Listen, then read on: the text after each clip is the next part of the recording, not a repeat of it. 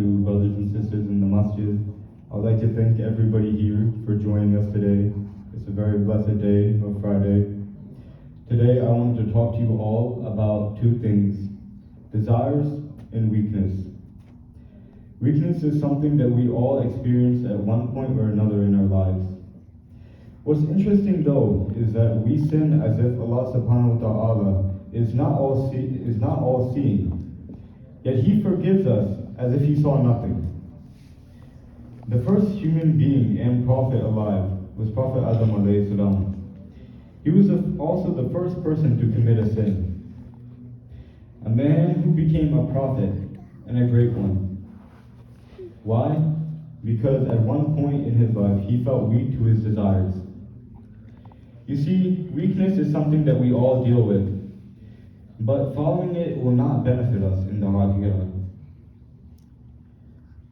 Some people are so weak to their desires that they'll do anything that their brain tells them to do.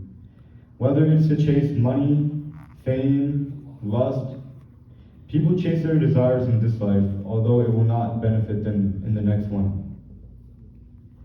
This is a dangerous thing. We have to remember that death is not the end, but only the beginning of life.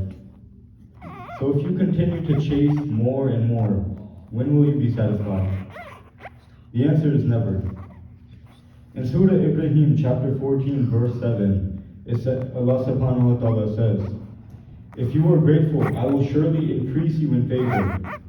But if you deny, indeed my punishment is severe." We should put our desires to the side and remember that this will only make us greedier. Instead, we need to be thankful and say Alhamdulillah for everything, no matter how small or how big it is.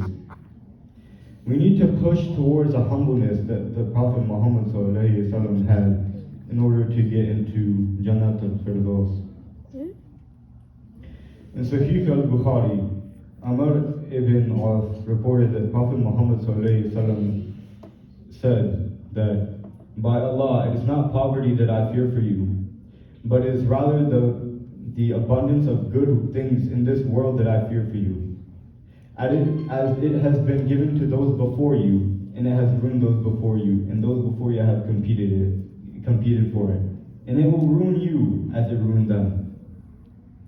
Listen to that.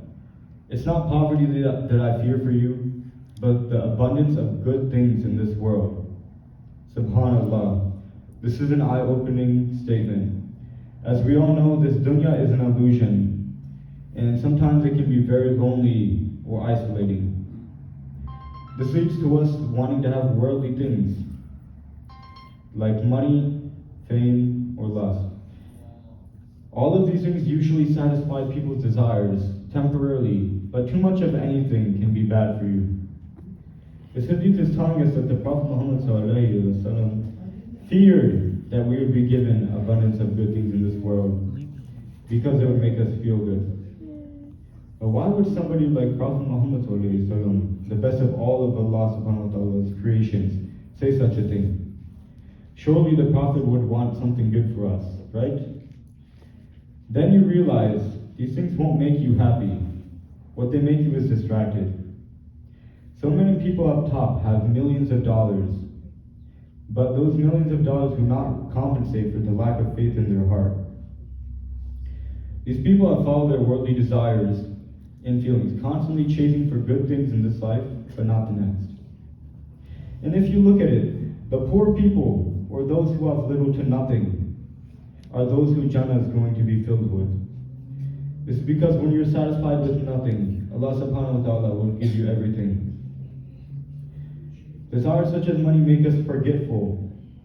And to be honest with you, once you get addicted to chasing this dunya, it becomes difficult to see the value of the akhirah. So, when you have these desires, stop and think for 1 second. Will this benefit me in the future? Will this provide for me? We have these feelings that do not have any true value, and we follow them sometimes because it's how we feel in the moment. But how you feel in the moment is not a way you should dictate your lives. We have to remember to follow a logical approach to our lives, not an emotional one.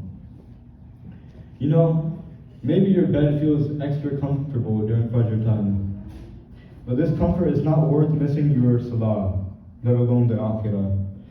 We must do things because they're beneficial to us, not because they just make us feel good for a few seconds.